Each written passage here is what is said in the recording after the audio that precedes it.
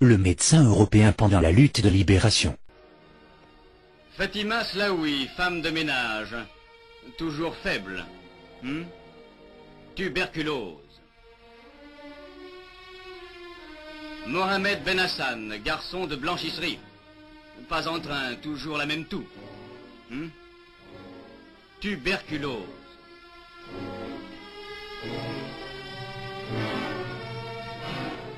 Tuberculose. Tuberculose. Tuberculose. Oui, ainsi chaque année, des milliers d'Algériens sont emportés par le terrible mal.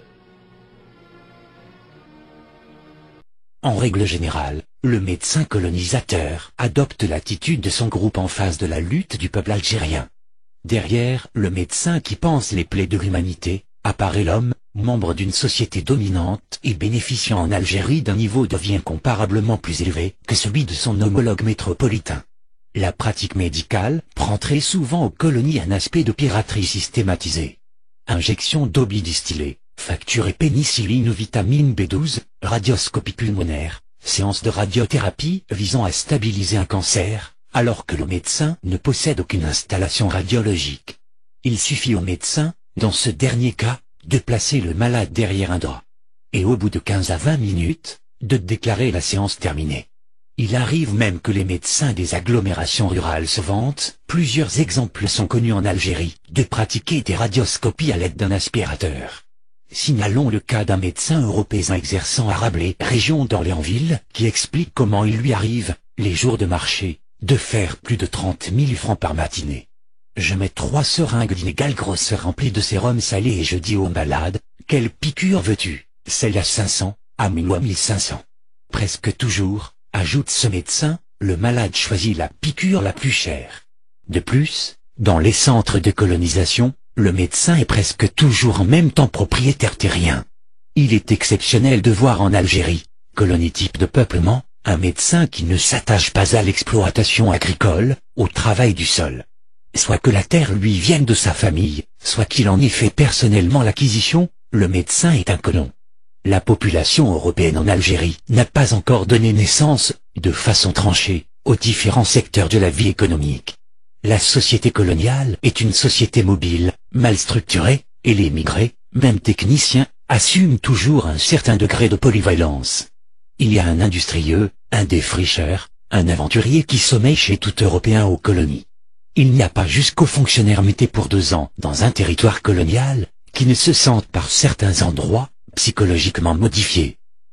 Chaque médecin a ses vignes. Et l'avocat s'occupe de ses rizières avec autant d'acharnement que n'importe quel colon. Le médecin ne se définit pas socialement, par le seul exercice de sa profession. Il est également propriétaire de moulins, de caves, d'orangeries et sa médecine est coquettement présentée par lui comme un simple appoint. Ne dépendant pas exclusivement de sa clientèle, puisant des revenus quelquefois énormes, dans ses propriétés, le médecin a une certaine conception de la morale professionnelle et de la pratique médicale. La morgue colonialiste, le mépris du client, la brutalité haineuse, avec le malade indigent, l'absence de conscience sont plus ou moins contenus dans la formule « je n'attends pas après les clients pour vivre ». Le médecin de Besançon, de Liège ou de Bâle a échappé à la terre et se cantonne dans le secteur économique défini par sa technique. En contact avec une humanité constamment blessée, celle des malades ou des infirmes, le médecin se situe sur un plan de valeur. D'où son appartenance habituelle au Parti démocratique et ses idées anticolonialistes. Aux colonies, le médecin fait corps avec la colonisation, avec la domination, avec l'exploitation. En Algérie, il ne faut donc pas s'étonner que des médecins et des professeurs de faculté soient à la tête des mouvements colonialistes. Le médecin algérien est intéressé, économiquement, au maintien de l'oppression coloniale. Il ne s'agit pas de valeurs ou de principes, mais du niveau de vie incomparablement élevé que lui procure la situation coloniale. C'est ce qui explique que très souvent il se transforme en chef de milice ou en organisateur de raids contre terroristes. Aux colonies, même chez l'intellectuel, il y a en temps normal, c'est-à-dire hors de la guerre de libération, du cow-boy et du défricheur. En période de crise, le cow-boy tire son revolver et ses instruments de torture. On ne sait jamais bien expliquer dans le monde l'assassinat de certains médecins en Algérie. Dans les guerres les plus cruelles, la tradition veut que le corps médical soit laissé à l'écart. Par exemple, En 1944, libérant un village dans la région de Belfort, il nous est arrivé de laisser une garde à la porte d'une école où des chirurgiens allemands opéraient des blessés. Les hommes politiques algériens n'ignorent pas l'existence des lois de la guerre. Ils savent la complexité du problème et la situation dramatique de la population européenne. Comment s'expliquer dans ces cas les décisions prises d'attenter à la vie d'un médecin? C'est presque toujours parce que le médecin lui-même, par son comportement, a décidé de s'exclure du cercle protecteur que tissaient autour de lui les principes et les valeurs de la profession médicale. Le médecin qui est tué en Algérie, isolément, est toujours un criminel de guerre. Il y a dans une situation coloniale des réalités particulières. Dans une région donnée, le médecin se révèle quelquefois comme le plus sanguinaire et le plus implacable des colonisateurs. Sa qualité de médecin n'est plus perçue. De même qu'il fut médecin, en plus de ses propriétés, de même il sera le tortionnaire accidentellement médecin. Il arrive également aux médecins européens en Algérie de délivrer à l'autorité judiciaire un certificat de mort naturelle pour un Algérien décédé sous la torture. Ou plus simplement, froidement exécuté. De même, il est constant que la défense, ayant demandé une autopsie l'obtienne, mais que les résultats soient négatifs. Sur le plan strictement technique, le médecin européen collabore activement avec les forces coloniales dans ce qu'elles ont de plus épouvantable et de plus dégradant. Nous voudrions citer ici quelques-unes des pratiques exercées en Algérie par le corps médical européen et qui éclairent certains assassinats de médecins. D'abord, le sérum de vérité. On en connaît le principe, une substance chimique aux propriétés hypnotiques est injectée dans une veine, ce qui provoque, quand l'opération se fait lentement, une certaine perte de contrôle, une pacification de la conscience. Une méthode très dangereuse et qui peut être à l'origine de gros délabrements de la personnalité.